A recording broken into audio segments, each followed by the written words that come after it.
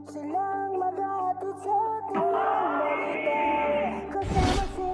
is it, politics.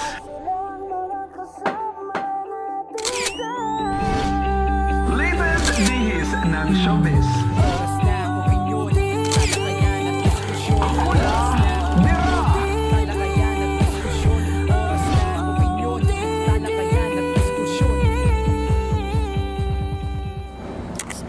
Yeah! Everybody! How are you? Naku, Huwebes na next week, birthday mo na at Holy Week na. Oh my God. I hope I'll be blessed. All of us, dapat tayo lahat blessed next week. At araw-araw tayo mabless dahil nandito na naman tayo sa dati niyong tambayan na ngayon na ginagawa ninyong isa sa inyong mga minamahal na tahanan. Ito po ang OOTD. Oras ng opinyon. Talakayan at diskusyon. With may nanay na pareho kami naka-blue pero ang puso niya ay masayang-masaya, waging-wagi, lalo na kagabi. Ay, Gusto ko yun. Gusto ko yun sana all. Sana everyday. sana all na lang ang political at showbiz official dom ng OOTD, ang ating minamahal, Nanay Jobert Sokal dito. Ano ko na kung mahal na mahal din kita anak ko. Direct Chops Manansala. My God, tama ka. Dapat everyday blessed tayo all year round, di ba? For life, ha? For Yeah, life. speaking of Oo. blessings na, ang dami-dami mga team pakulay na nagbibigay ng mga biyaya sa atin at mga nagbibigay sa'yo, no? Yes, Oo. maraming salamat. Alam mo, nakakatuwa. I'm not asking for anything from our OTGens, no? Pero syempre na-appreciate ko yung mga tao na, alam mo na, siguro may extra sila. Alam mo, At saka na nakakatanggap yung ako ng mga gifts sa kanila. at saka Nakakatuwa. na yung mga talagang magsusuporta doon dito sa birthday concert mo, Yes, no? ayan, oh. Nasa likod po natin, pag-usapan natin mamaya, pero diretso na tayo sa una nating segment, ang This Is It, Politics. Yes, ito na nga yun. Naimbitahan po ako sa proclamation, no? Proclamation Rally. Proclamation rally ng isang mayoralty candidate ng Manila. Recently, Recently lang, mga week and a half ago. Yes. Kaya Sam Versosa. Sam Versosa is CEO of Front Row at saka siya yung congressman na nakaupo ngayon representing the party list Tutok to Win. Tutok to Win, oo. Ngayon, ito si Sam. Alam mo, nabibilib ako sa batang ito. Tatlo ang major contenders sa pagka-mayor ng Manila. Ang incumbent mayor, of course, na si Hani Lacuna. Ito si Sam Versosa. And of course, ang comebacking politician ng Manila na si Isko Moreno. Si Yorme. Oo. Ngayon, alam mo, natutuwa lang ako sa batang ito, kay Sam Versosa, because hindi siya mahilig sa mga mudslinging, sa mga name-calling, sa kanyang mga kalaban.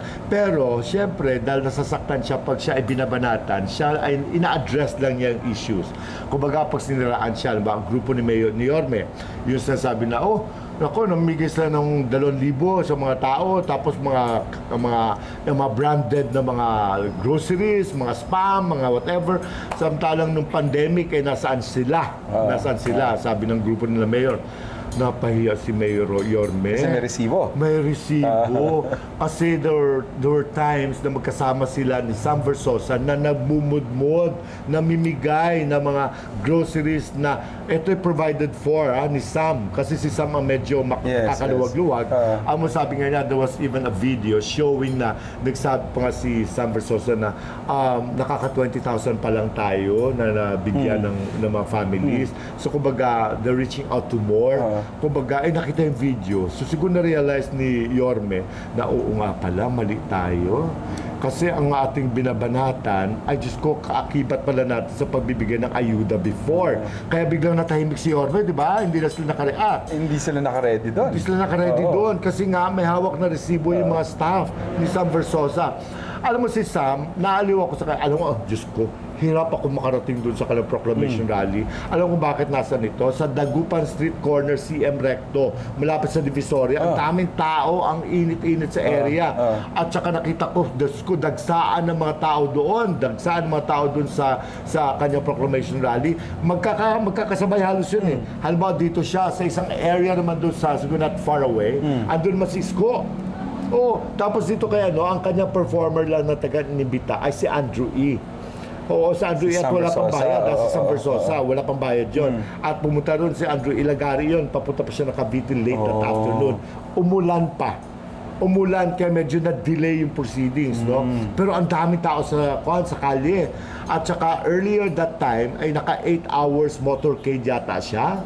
Nag-motorcade siya. Ang dami talagang tao na talagang sincerely mararamdaman mo na parang mahal nila si Sam. They were supporting They were Sam, supporting yeah. Sam.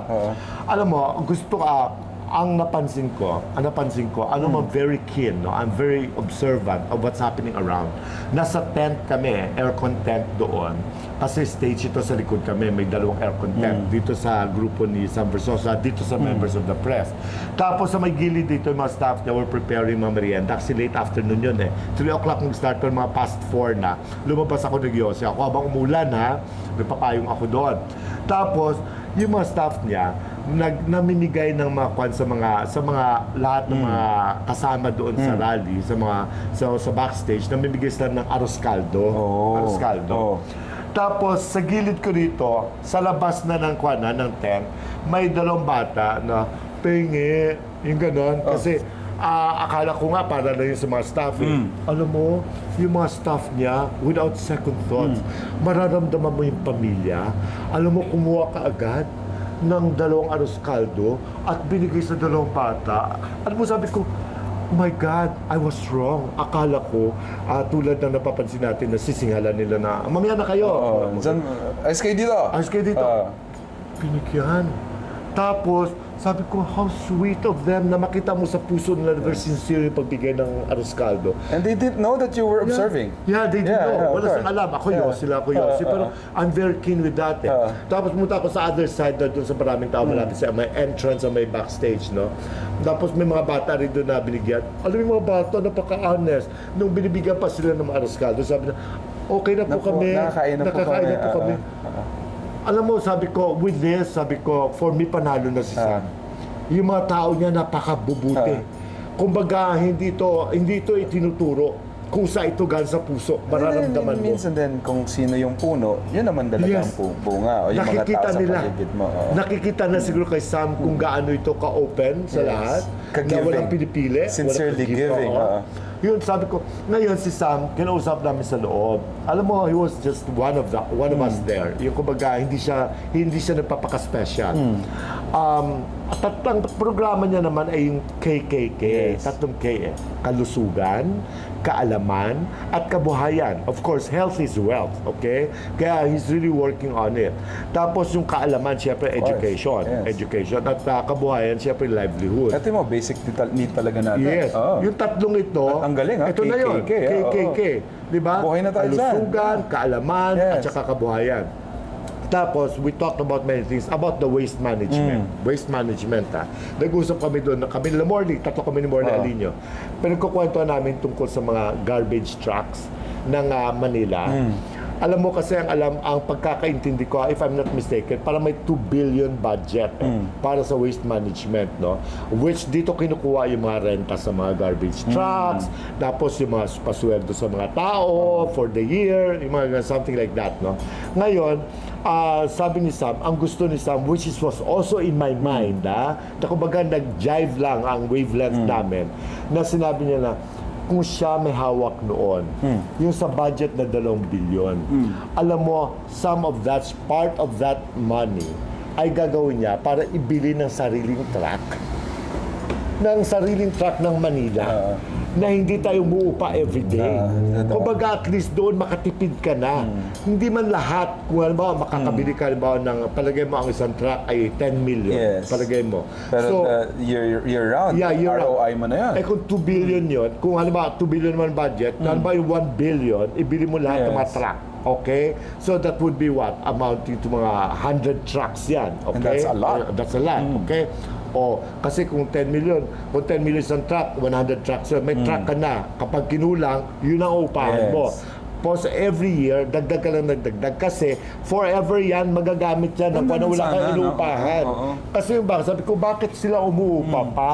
Bakit kaya lumupa? Kasi nga, syempre may mga catching. Oh. Diba? May mga SOP yan sa kanila. Kumbaga, ilalagay na sa resibo ganito. May mga overpricing yan eh. Kikita sila dyan.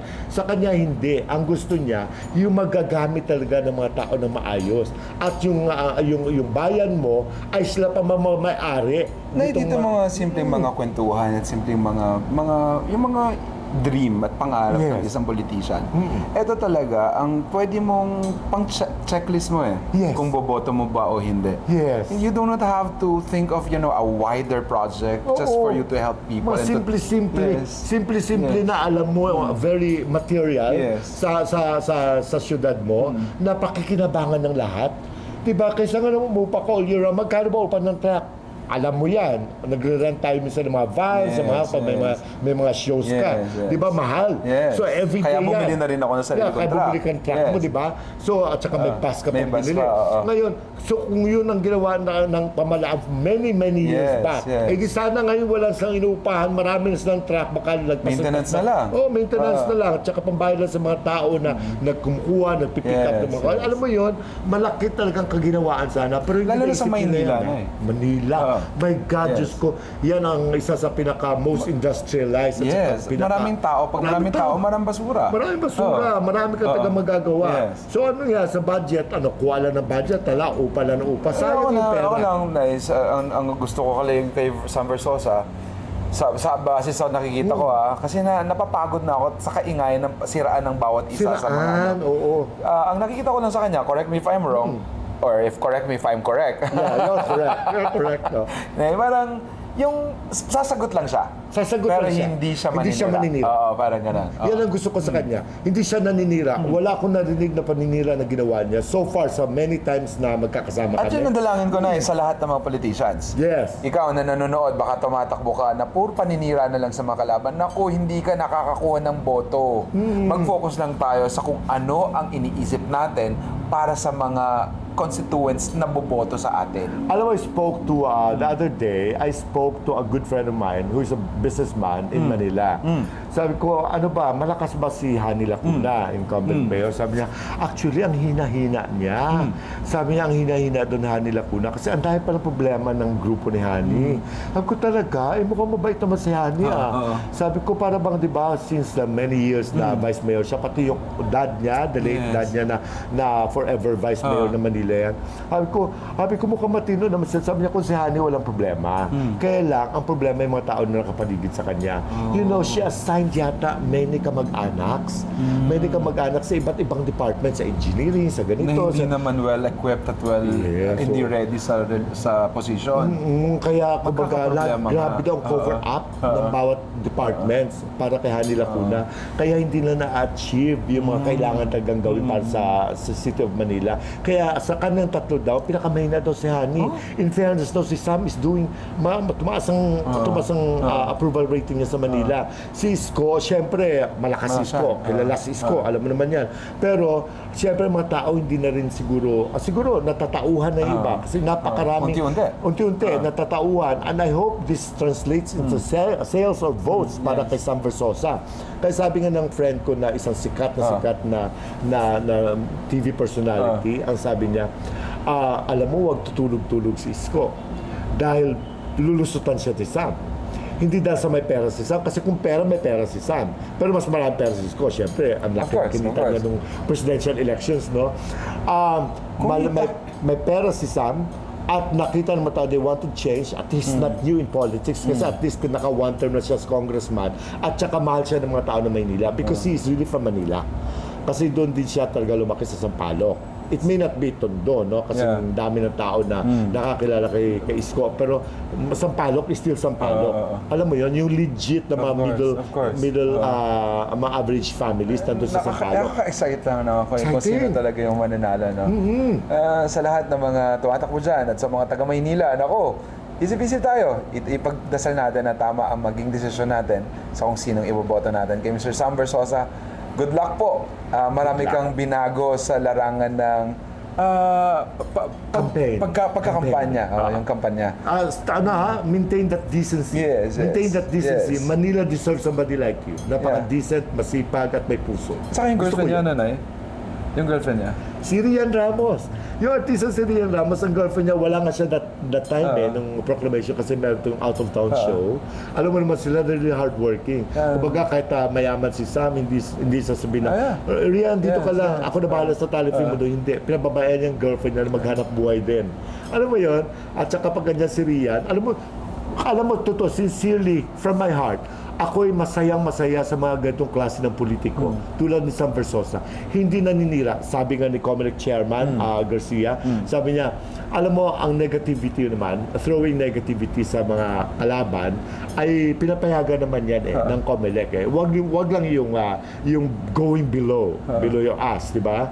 Kumbaga yung maayos lang. Na, Pero kasi naya ko sa lahat ng mga politicians na kapag ang lumalabas sa bibig mo ay puro paninira, meron na sa tingin mo, sa puso mo na parang matatalo ka na. totoo. No? Alam mo yun No? You can feel that Yes, You can feel that. Kapag ang driving force mo to say and to speak is to ruin others' name, that's very bad. Wala. That's, babalik sa iyo yan. Yes, babalik. Ayan, Sam, Yan. good luck sa'yo, good luck. We wish a change. Yan, sa mga OOTs sa atin, ano bang makukomento mo sa kung anong pinag-usapan namin ni Nanay? Sa mga taga Maynila dyan, nako, comment ka na para mabasa natin lahat yan. Yon. Ayan, ito na. Excited naman sila sa ating next segment na ang latest bihis ng showbiz. Of course, hindi mawawala ang usaping ABS-CBN ball. Lalo at isa pang bihis, no, Nay? Usaping At- bihis, oo. mga rampa ng mga artista sa Yes. red carpet, At isa sa mga pinag-usapan na ay si Charlene San Pedro. San Pedro. Oo, si Shirley San Pedro, ito yung taga-going bulilit natin. no? Batang-bata na, Batang-bata. napakulit na, very cute. Very cute Oo, oo. girl. At saka ngayon dalaga na siya. Yeah, isa na sa streamer ngayon na. At saka nagla-livestream siya. Kaya up until now, may mga nakakilala pa rin naman sa kanya. Oo, maganda naman yung bata, pero hindi lang siya kasi popular to na ibang mga... Pero gumanda siya. Gumanda siya. Oo, Dalaga oo. no, Yes, yes. nakakatuwa. Oo. At nakita natin habang rumarampa, alam mo, sumigaw kasing fan doon sa audience na parang pa-picture.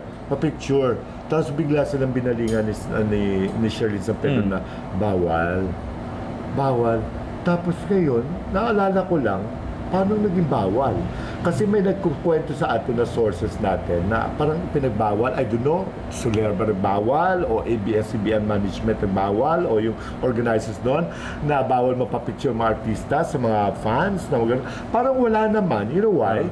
Kasi may nakita ako mga dumadang ibang artista na yung iba na nag-stop at saka pumunta pa doon sa gilid to join the fans. Tapos yung iba nagpagkamay, iba naman nag-selfie.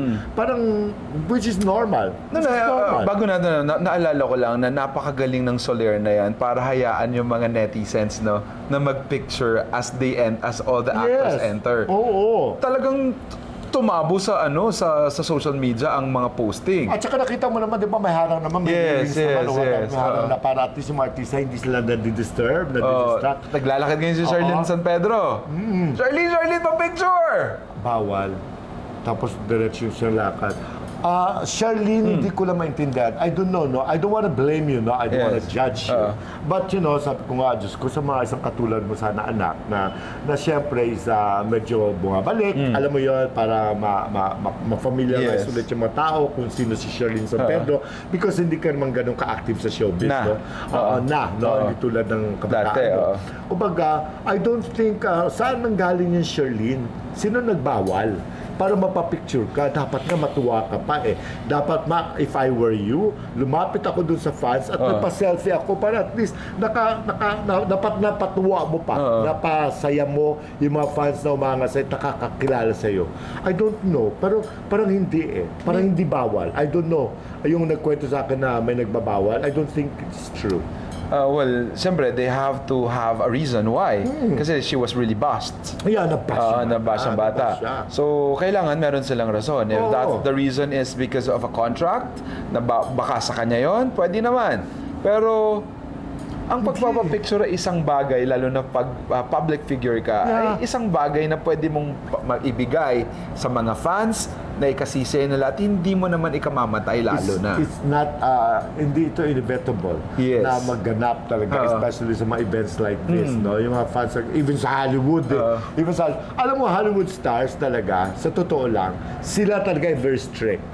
Bibihira sa kanila pumapayag mapapicture. Decision nila yun. Yes. Decision nila. At saka, siguro But it's- kaya ang premium nila iba eh. Kasi naalala ko dati, si, I don't know kung sila Shirley Pizarro yun, tsaka si Kwan, Lea Gatdula.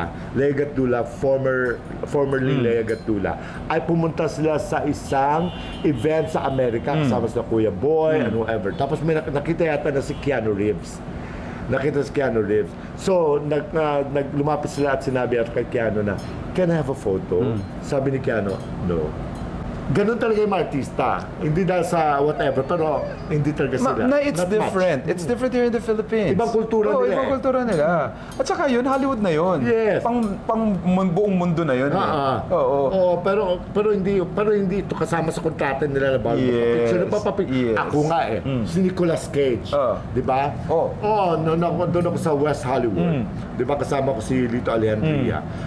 Pumunta kami sa isang mall. Tapos sabi sa akin ng may mga Pinoy kami nakasalubong, "Uy, Jobert," sabi niya, "kumusta na?" Sabi niya, "Alam mo ba, nandito ngayon si Nicolas Cage?" Sabi ko, "Saan?" "Nasa 4th floor daw. Meron daw doon lobby na kung saan nagko-computer, may mga laptop, andun si Nicolas. Kasi si Nicolas is medyo naghirap. Naghirap kasi nalugi lahat ng kanyang mga pelikula, mga production niya, kaya dami niya utang sa taxes. No? Sabi ko talaga, so ang ginawa ko, pumunta kami ni Lito sa 4th floor ng You were a mall. fan? Oh, I was a fan. Yeah. Kasi napapanood ko si Nicolas Yes, Cage. of course. Siyempre, gwapo. But doesn't know him. Tapos, nakita ko doon nakaupo sa isang table by himself, si Nicolas Cage. Nakachinelas lang. Siguro he lives around Yes. or he drove around lang in that area. Nagla-laptop siya. Tapos sabi ko, Nicolas nga. Pero tangkad, laking mama. So, ang ginawa ko, Lito, Ready ka? I'll try. Mapapapicture ako sa kanya. So lumapit ako kay Nicolas Cage. Tapos sabi ko, good afternoon, sir. Sabi ko, "I'm Jobert. I'm from the Philippines. I'm a big fan of yours." Ginano ko siya. Sabi niya, tumingin siya sa akin. Sabi ko, "Are you Nicolas Cage?" Sabi niya, No. Hindi daw si Nicolas Cage. Sabi ko, "So, you're saying you're not Nicolas Cage, but still, can I have a picture with you?" Ginano ko siya. Alam mo ang ginawa niya, ngumiti. Tapos sabi niya, "Come." Ay, gano'n. Alam mo yun? Yung nakakatuwa, tapos after me, si Lito na pa-picture din. Kumbaga, noong una dininay niya siya si Nicolas Cage. Pero sabi ko, "Still, I'd like a picture with you." Ngumiti na lang. So, acknowledgement na siya nga si Nicolas Cage. Di ba? So, dito naman, no offense, man. Kumpara mo si Nicolas Cage sa sila Keanu Reeves. Siya rin San Pedro. Ako nga siguro pag naglakad siya sa harap ko, hindi ko na maalala kasi nagbago mukha eh. nagbago mukha niya. Siyempre hindi ko na siya makilala. Pero yung Charlene nung bata, maalala Yeah, ko you talaga remember, kasi yeah. sikat yung bata. Yes, yeah. Pero kontrata, sino sabi na bawal sa kontrata niya? Kontrata Nino, na bawal mapapicture sa fan? Mukhang kung ganyan na ugali ng mga artistang gustong bumalik. Oo. Mukhang Hindi makakabalik. sinasarado na Hindi nila makakabalik. agad. Sinasarado na nila agad ang pintuan para sa Ayun nga kanila. eh. Shirlene, nabash ka iha. Tell us exactly what's true here. Anong kontrata ang nasasabi na nakakarating sa amin na para ba may kontrata ka na bawal mapapicture o whatever, or kontrata ng ano to Soler, kontrata to ng organizers? Kasi kung sa organizers, nakita ko may nagpapaselfie sa kanila eh. Pero hindi mo ilalagay sa contract yung hindi ka magpapapicture. Yes, lalo't artista, lalo't showbiz gathering. Yes. Ay, nako. Yan. Pero na, mabilisan lang. Sa iba pa mga artista na parang feeling nila ayaw nila magpa-picture, huwag na lang sila mag-artista. Di ba ikaw may experience kang ganyan? Hindi sa artista kay Kiko. Yeah. Oo, kasi Senator Kiko Yeah, you were so Pangilinan. good talaga na. I met him sa ano pagpunta ko ng Capiz. I was on my way to Capiz and he was doing something and then I saw him. Siyempre politician siya and asawa siya ng isang megastar. At iboboto ko talaga si Kiko Pangilinan. So, sabi ko, can I have a picture? Oh, yeah, sure. Picture. Tapos tatlong beses. So parang, I felt good. Diba? In fairness kay Yeah. Kiko, ganyan sila. Kumbaga alam nila yung pagpapahalaga sa request ng kapwa nila, lalo pat siyempre alam nila public figure sila. Yes. Yung hindi sila madamot. Yeah. Alam mo yun, retrato lang At yan. sana lahat ng artista hindi madamot sa pagpapapicture dahil isang araw baka hanapin mo na gusto mo na magpapicture. So, wala na ayaw mga na picture nila. sa'yo. Oh, yun, totoo yan. Kapag bago ang artista, normally, Diyos ko, naghanap ng paraan para mapansin ng mga fans para pa-picture sa kanila. kanila. Pero kapag sikat na, iba umiiwas. Nako, naalala ko, may talent ako dati, may alaga ako dati. Blind item na agad. Oo, blind item to malaga ako dati. May show kami sa isang mall. Siyempre, yung mga tinder, kahit mga tindera, nandoon sa nandoon sa harap ng stage, di ba? So, papunta kami sa stage. Siyempre, ibang mga tindera na iwan pa sa kanilang mga stalls. Doon sumisigaw na, hey, chu-chu-chu. Tinatawag yung pangalan. Chu-chu-chu? Oo, tinatawag Chu-chu-chu pangalan? Oo, tinatawag yung pangalan ng artist ko. Na Tonton si papicture. Leanne. Na mapapapicture. Kumaway man lang. Alam mo, ang ginawa ng talent Niya, ko, chu-chu-chu. nakayuko. Nagsi-cellphone para wala nadinig. Talagang sabi ko sa kanya, minura ko siya. Marap ka, kawayan mo. Kundi dahil sa kanila ay wala ka rito. Totoo, Ginanong ko talaga siya. Minura ko talaga siya. Pero alam mo yun, Ba't nakakalimutan? na-PI ko siya. I'm so sorry about that. Because, mano bang lumingon ka lang at kumaway? Mahirap bang gawin yun? Parang ikaw mamatay ba niya? Sa cellphone, wala namang... Ako, gusto ko siyang tadyakan nung araw na yun. Ayoko It talaga naman happens. ganun. No? Kaya dapat it's a calling, it's a call or a wake-up call sa mga artistang natin ngayon. Picture lang yan. At ang pagkawa ay libre lang. At konti lang yung effort na ibibigay mo para ikasiyan ng mga fans mo. Yes, Shirley. Yun, Charlotte P. San Pedro. Yun, speaking of Alright, picture yeah. na, Siyempre, pinag-uusapan din ang wedding ng nag-iisang Claudia Barreto. Oo. Si Claudia Barreto ay kapatid ni Julia. Magkakapatid din sila kay Marjorie and Dennis Padilla. No? Matagal nang hiwalay si Dennis at si Marjorie. Inimbitahan si Dennis Padilla at sinabihan na pupunta siya sa kasal ng kanyang anak. Kasama ka ng mother yata. Sa sobrang saya niya, sinama niya ang nanay niya. Nanay Kasi niya. ako pa rin naman niya si Claudia. Yes. At ang kanyang kuya na si Jean Padilla. They were Yung younger brother niya si Jean. akala ko kuya niya mas kuya niya si mas kuya Dennis. Kuya si Dennis. Ayun. Inimbitahan, sinama ang dalawa. So, excited. Saan po kami uupo? Yun, sabi niya. You can sit anywhere. Anywhere. Tapos doon sa may ninong area, sabi kay Dennis. Tapos ginawa, so doon siya naupo. Tapos doon yata nakaupo yung kanyang mother. Tapos ang ginawa nila na umupo na lang sila sa likod. Ayan, sa Sobrang likod nasaktan nila. sila. So, nangyari, nagpa-pictorial. Siyempre, ganito, next, ganyan. Parents of the groom. Group yan. Parents of the groom, parents of the bride. Si Marjorie yung pumunta. Tapos parang nagpa-picture pa rin si Dennis. Nagpa-picture pa si Dennis. No? Kumbaga, parang feeling niya, he was so offended because he was there not as the father of But the as bride. a visitor. But as a visitor. Kumbaga, bisita lang siya. Himay-himayin lang natin mga OTGens, no? Ilagyan natin yung perspektibo ni Dennis Padilla at perspektibo naman ng kanyang anak. Sino unahin natin, Nay? Siguro sa anak mo. Sa anak mo na. kasal Okay. mismo. Sa kasal mismo. Kasi alam mo natin na matagal na nahiwalay si Dennis at saka si Marjorie. So kumbaga yung mga bata grew up with Marjorie. So tayo naman, siyempre we don't even question parenting, co-parenting Yes. sa kanila. Kung ano man ang kanang setup, Yes. hindi natin alam. Pero sa pagkakaalam ko, si Dennis remarried Nag-remarry yata si Dennis. O nagka-girlfriend basta naghiwalay din or whatever. So it really left the children with Marjorie. So si Marjorie naman nagkaroon ng partner, Yes. diba? Yung former mayor, si Echeverry, no, ng Caloocan. So ngayon, they had good family, medyo comfortable ang life ni Marjorie. While si Dennis is really struggling. Ganyan. yeah. So ngayon, tungkol sa kasal, hindi nga natin, I don't know if Dennis knew na may boyfriend ang anak niya si Claudia kasi wala naman yata sila. Wala namang communication at all, talaga yeah. at all. Kumbaga, hindi constant. No? So, kumbaga, ikinasal. In fairness, no, hindi ko alam kung paano pero alam naman natin na medyo masama talagang loob ni Marjorie kay Dennis. In fact, di ba, nag-manifest niyan kay Julia before na para bang there were times na parang feeling natin, oy, what kind of a daughter are you? Ba't mo nababastos mo tatay mo? Kasi hindi mo binabate, hindi mo kinakausap. Hanggang sa unti-unti ay nagkaroon sila ng communication at medyo okay sila ng konti ni Julia. Pero kay Claudia, hindi natin alam kung ano talaga ang takbo na naging buhay nila together, no? Maaring kaya in-invite ang kanyang tatay para wala na lang Walang masabi. Wala masabi. I still invited you. Yeah, the fact that nagka-boyfriend siya, they planned the wedding. At wala ka doon during the course of the relationship. But I still invited you as my father be happy na for this. Parang yes. ganun na siguro yung expectation. Just to be there, to witness, di ba? Yes. Pero yun nga lang, sabi, siguro may mga tao, may mga nagko-comment na sana ay ipinahatid na lang nila si Claudia sa dalawang lalaki. Yung tatay-tatayan niya sa ngayon at saka kay Dennis ang kanyang biological father. Pero sabi nga natin, hindi natin alam kung ano ang nasa puso ng bawat isa while they were deciding on that. Kasi alam mo yon, napaka-complicated eh. So, pero still, he was invited to be there. Ang sa akin dito is that naiipit dito yung bata, si Claudia, sa sama ng loob nila Dennis for sure at saka ni Marjorie sa decision making here.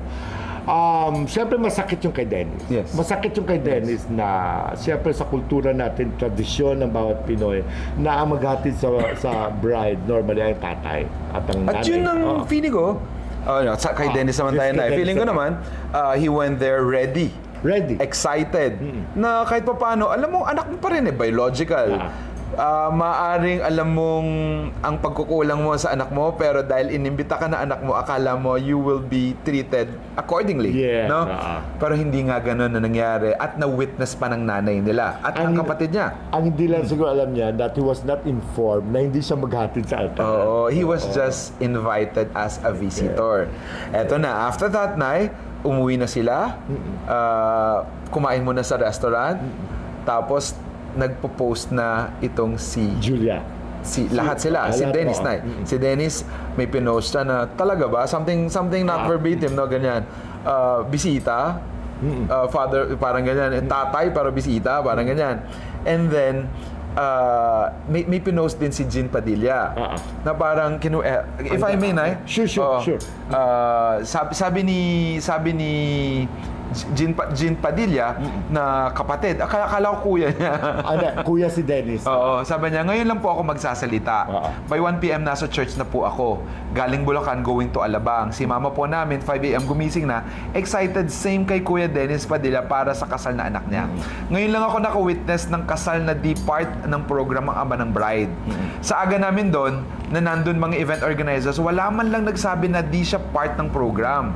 Di kasama sa entourage na maglalakad sa gitna ng papuntang harapan ng altar. Nagtanong kami kung saan uupo ang nanay namin. Ang sabi kahit saan doon. At yung ama doon na lang daw sa tumabi sa mga ninong. Kaya kami ni Kuya Dennis pumunta na lamang sa likuran. Napaluha at napaiyak si Kuya sa mga nangyari. Kaya sabi ko, umuwi na tayo after ng simbahan at papicture na lang sa kinasal. Naawa din ako sa nanay ko kasi naiyak na rin. Naramdaman ko yung sakit na naramdaman ng kapatid ko at nanay ko dahil ama din ako. Ang tagal na panahon na nanunuyo at hiningi ng atensyong ama nyo sa inyo mga anak. Yan ba ang itinanim ng mga nakapaligid sa inyo? Puro kayo karangyaan at kasikatan. Sa inyo na lahat yan.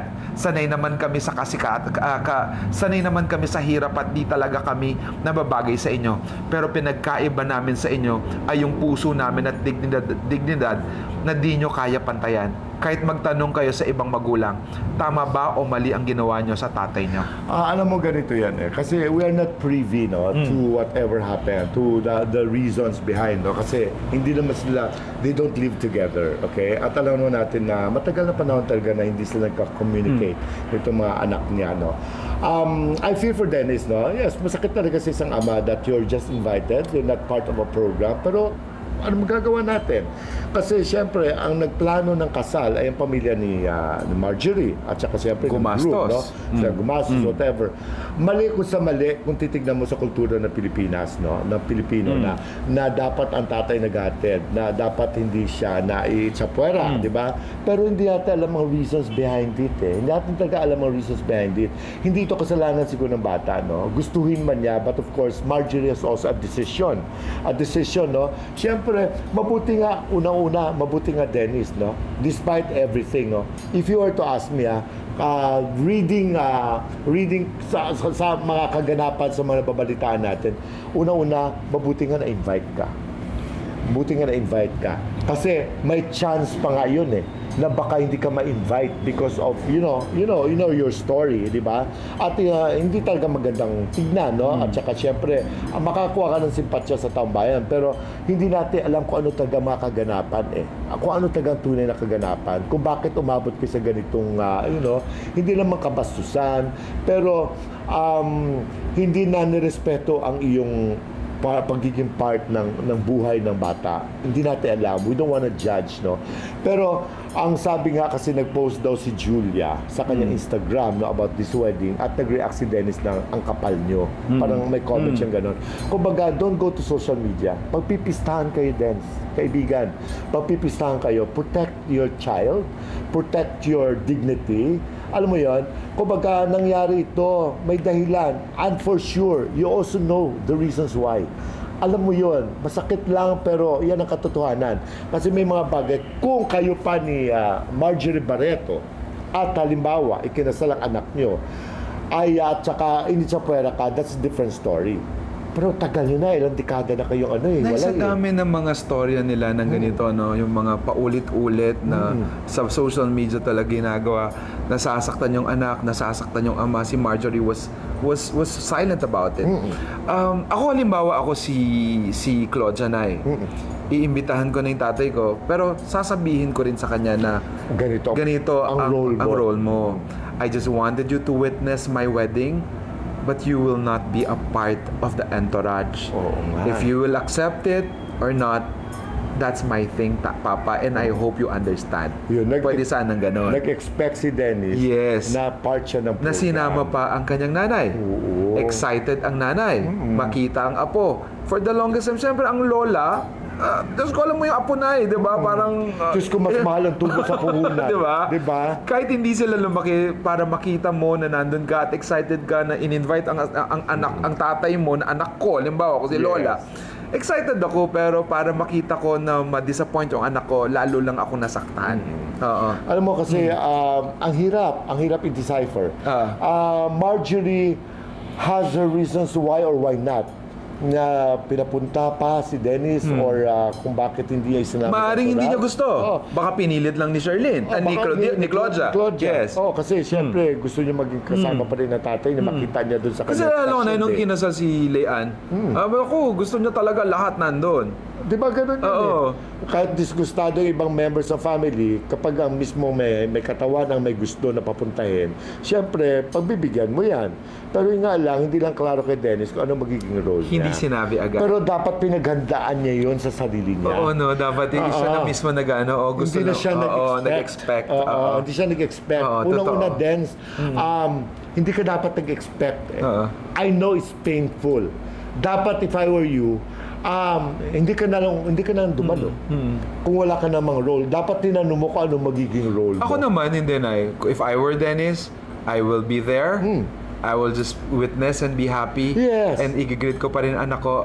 It could have been as a beautiful start. Yes. No? So, even si Marjorie baka matuwa pa. At saka kumbaga magiging forgiving na siya to you. Yes. Ganun lang yan pero nag-react ka rin kasi tinapatan mo sa social media Tapos Ngayon, ang pangit ang sasabihin. Ang pangit. Kawawa tuloy yung bata.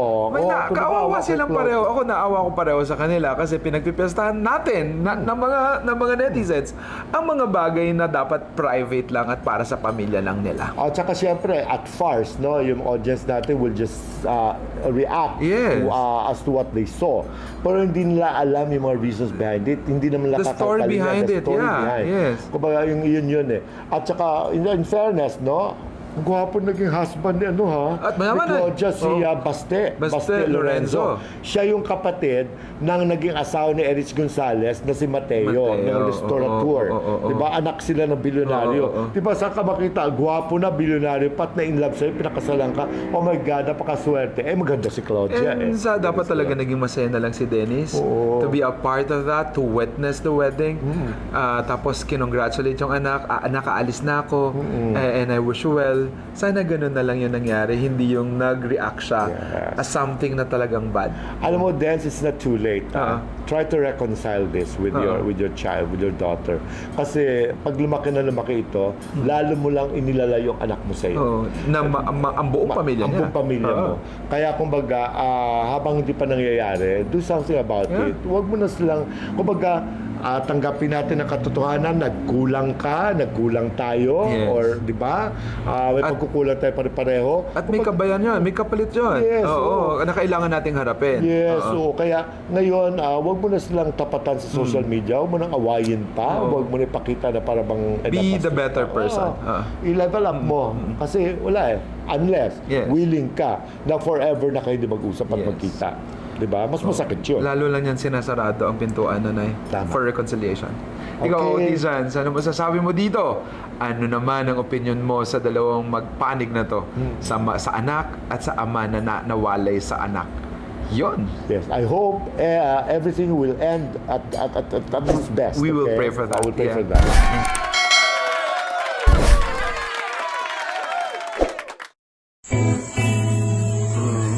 Tip mo talaga.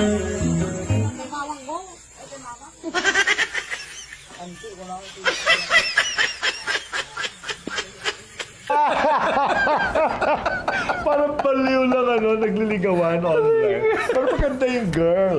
Maganda Ganda, sana no? yung girl, pinahulog yung pustiso. Nawala ng forma. Oo. Pero huwag naman choosy yung yung lalaki, hindi na siya kagukuhan masyado. Hindi ko naman, malay mo, content lang yan. Pero, di ba may mga pagkakataon talaga na, whatever that is, no? Yeah. Kung minsan, meron ka talagang, either nagkaroon ka, nakakain ka ng kulangon, Yes. Oo. napahatsing ka, Totoo. tapos meron kang, or minsan meron kang, akala mo pumoporma ka, tapos biglang meron mga incidents na gano'n na bigla ka mapapahiya. Yeah, hindi mo control yun. Nangyayari talaga. It happens to the best of us. Kaya, di ba, ba nakakatawa, nakakaaliw na, di ba? Nahulog ka na pustiso. So, Pero that's beautiful, it. beautiful siya, no? Beautiful siya. Pero nung nawala yung position niya, lumabas ang true beauty. True beauty niya. Kaya ganun talaga, hindi kompletong ngipin eh. Kaya napapustiso, nalaglag. Mukhang Hindi may, ikaw, baka may naranasan ka na ganyan. Ako, komento ka, ikwento mo sa amin. Dahil magkukwento kami sa Deluxe Spa, of course. Yes, aking favorite na massage Yes, clinic, di ba? yes. It's a family spa. Yes, nako. Ako na patuloy talaga ako. I will go there once a week. Talagang, minsan twice a week, no? Dahil talaga nare-relax tayo and we needed that massage. And this Deluxe Spa is a premier spa na malinis, magagaling ang mga masahista. This is located sa Scout Fernandez Corner, Tomas Morato. Sa gilid ng Chili's, no? We really have to pamper Yes. ourselves, no? Kailangan natin yung ganyan. Pasyal na Para kayo. Oo. Yes, at mga kaibigan, pag may time kaya, ito Yes. this coming Wednesday. kuhanin Yeah, mo kaya. Okay lang. Yeah, this coming Wednesday, pag wala kayong gagawin, Holy Wednesday po yung April 16, ay punta kayo sa The New Music Box, powered by the library. Sa kanto po ito ng Timog Corner, Quezon Avenue. Kasi meron akong maliit na show para sa aking birthday celebration. I'm turning 64. When I'm 64. Yes, ang title ng show ay Heart and Soul. Siyempre, top billed by my new recording artist, si Kurt Fajardo. Napakagaling na singer na napakagwapo. Di ba? Maganda mukha, nakakala mo si Jesus Christ, pero ang gwapo. Exciting, Kasi no? kulot ang buhok. Tapos magaling ganyan. kumanta. Magaling kumanta. Oo. At ang kanyang very special guests ay sila Revival King, Jojo Mendez, the very controversial na anak ko, at ang napakagandang torch queen natin na si Miss Malubari, at marami pa po ibang surprise guests. Ha? Wow. Manood kayo, 9 p.m. po ito sa Music Box dito po sa Timog, April 16. Ha? See you there! See Hi, you Miss there. Malu. I'm Yes. excited. Pero gusto ko pasalamatan pala yung mga tumulong sa atin na benta ko ng tickets. Sila Kuya Boy Abunda, Senator Bong Revilla, sila Nick Sunteng, of course, ang Elixir Placenta, si Wilson Chua, tapos sila Raymond Ronquillo is running for mayor sa Santo Tomas, yeah. Pampanga. Yes, yes. At saka, of course, andyan si Joel Cruz ng aficionado. Thank you so much, may kaibigang matalik, no? Si Patricia Javier ng Dr. Rob Chiropractor. At marami pa pong iba. Maraming salamat sa support sa aking birthday celebration. Exciting. Si Vice Governor ng Isabela, si Boji D, wow. tumulong din. Okay? Pero alam mo mga yan, hindi naman nanonood ang mga yan eh. So gusto ko pa rin ng audience. Yes. I want to see Tara, them. watch tayo. Naku, Yes. exciting to. Kagaya ng ating susunod na segment, ang Hula Biro! Nako. Ito, kwento itong tunay, ha? Kung ang tunay, bakit yung iba hindi tunay? Iba kasi sa ibang mga blind items hindi masyado tunay. Joke lang! Oh, hindi ako naninira. Of course, of Bawal yan course. sa Manila. Bawal sa Manila. Ayon sa Versosa. Okay. Ito na. May isang bading. Alam mo, cute siya, petit. Petit na bading na nagta-talent manager. Pero more on sports. Ang kanyang minamanage. Pero nag-manage siya ng Okay. sa Mga artista. basketball. More on basketball players. Tapos mga... Oo. Naku, parang alam na nila kaagad. Hindi nila kilala. Oo. Ano ka ba? Tapos meron siyang dalawang boylets na artista. Parehong artista. Oh. Oo, yung isa, nanalo sa isang Reality search. So, Parang pareho sila. ha? Yung isa rin ay parang runner-up. Oo. Pero runner-up galing ka. silang pareho sa pero magkaibang context yes, of course, reality search. Oh. Sikat itong si runner-up. Sikat, different time, hindi sa magkasabay. Okay. Ito ngayon, yung isa yung winner ng reality search na yon ay balitang jowa nitong talent manager. Okay? Ang ginawa, kinuhanan siya ng condo somewhere sa Quezon City kung saan ay siya ay pinag-aaral. Kumbaga, sponsor niya sa kanyang schooling itong talent manager na ito. Kumbaga, ganun siya ka-taken care of. Kumbaga, mahal siya ng talent manager. At minahal niya ng talent manager. One day, nabalitaan niya. I like that. One day. Parang bang isang Cinderella story yun.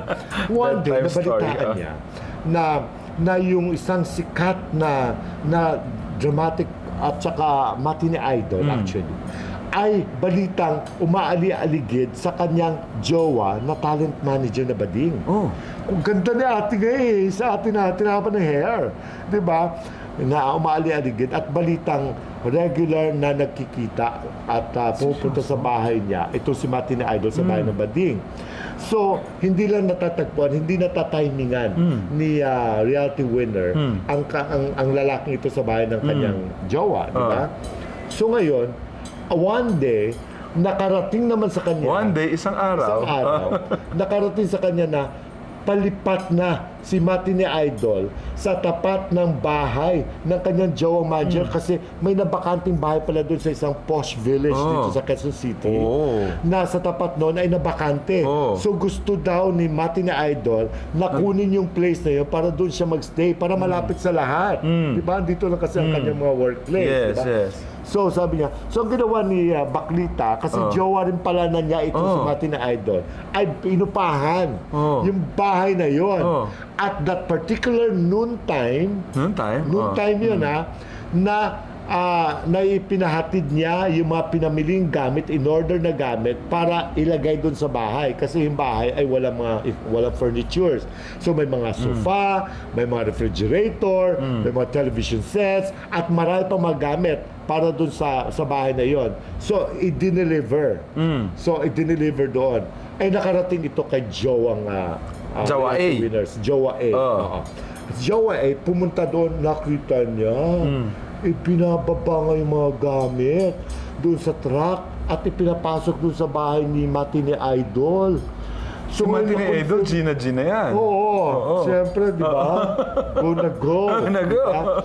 Ngayon, ito si reality winner, si Boylet One, ay pumunta doon sa bahay ng jowa niya, umiiyak sa selos. Sabi niya, Selos? kasi na-confirm niya, that was his confirmation na totoo may something between Sa kanila. his jowa. So, naghiwalay sila because of that. Hindi rin that time. Pero eventually, naghiwalay din sila. Pero, naghiwalay din sila. Ay! Taping! Oo nga, pero... Joke lang! Ako mamaya hindi ma-edit. Hindi edit yan! Ako sinabi ko na po. Uy, edit nyo yun. Ito nyo na. So ngayon, Nagulat ka! So ngayon, naghiwalay na rin actually si Boylet A at saka even si Boylet B, wala na rin kay Talmadjo. Naghiwalay na rin sila. Siyempre, sikat na silang pareho eh. Lalo na si Boylet B. Si B, na jowa ng jowa ng isang sikat na artista, na controversial. Tapos si Boylet A naman, di ba, ay may jowa doon na napakayaman. Na may-ari yata ng mga negosyo, mga spa. Mga spa, Hindi ba ikaw yun? Basta si Boylet A ay mayaman na. Mayaman. Tapos si Violet B naman ay na-maintain ang kasikatan at may jowang isang sikat Yes, na oo. girlfriend. Yun, so, Nakakaloka. si Violet A, may A ang pangalan at Oo. apelido. Yes, oo. Si Violet B, may G. May G. O di tapos, di ba? Hanapin nyo na lang. Di ba? Hanapin nyo na lang.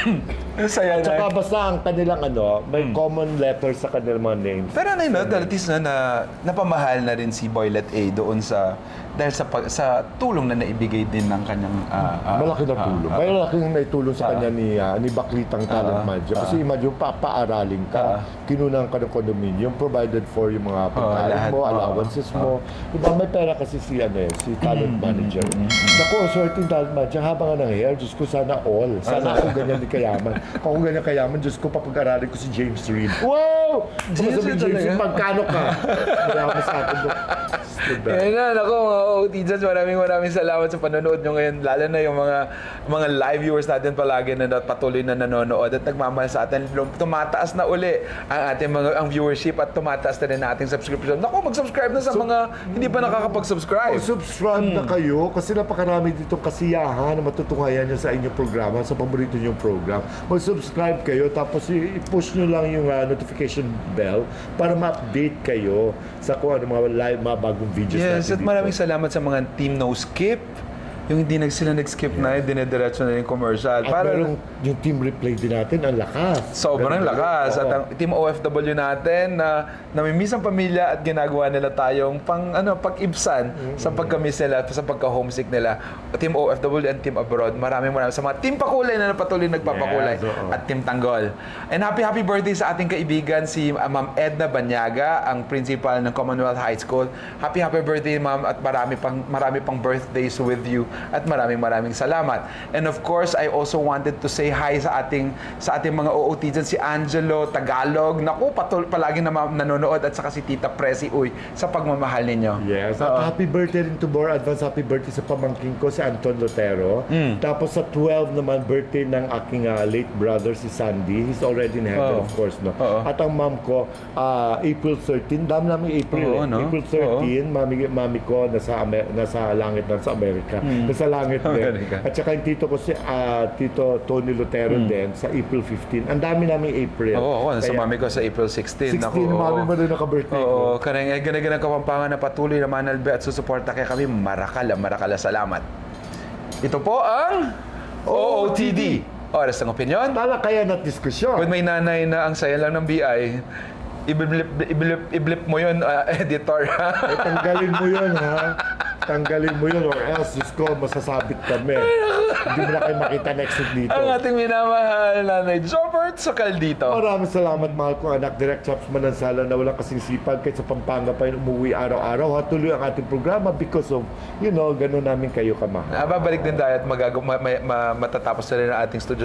Ako ang takeaway ko ngayon na realizing na ako sa talaga, kahit gaano siguro kasama o kung kahit gaano na hindi ako lumaki sa aking mga magulang ay magulang. Ephesians 6:1, honor your mother and your father. Libre lang anything na libre at pwede mo namang ibigay, ako gusto ko siyang ibigay. Lalo na sa isang tatay na, alam mong nangungulila, maaring maraming pagkakamali. Pero bilang anak, utang mo yung buhay mo sa kanya. Sana, huwag natin kakalimutan yon. Sa parehong storya ng pamilya ni Denise at ng mga anak niya, sana patuloy nating isipin at pasalamatan kung sino ang dahilan kung bakit tayo nandito. At yun ang mga magulang natin. Patuloy tayong maniwala na tunay nga na mabait talaga ang Diyos, and to God be the glory. At paalala rin, ha? Ako dudugtungan ko rin sabi ni anak Chops, no? Paalala rin, yung mga anak, tama yung sinabi niya. Pero tayo mga magulang, huwag din natin kalimutan ang ating mga responsibilidad sa ating mga anak para hindi tayo hindi may lagay sa kalungkutan ng ating buhay when the time comes. Tulad ng nangyari kay Dennis, di ba? Hindi natin alam kung anong totoong istorya, pero may idea tayo kung bakit nagkaganyan sila. Yes. Bye! We love Bye! you! See you again on Saturday! See you! See you.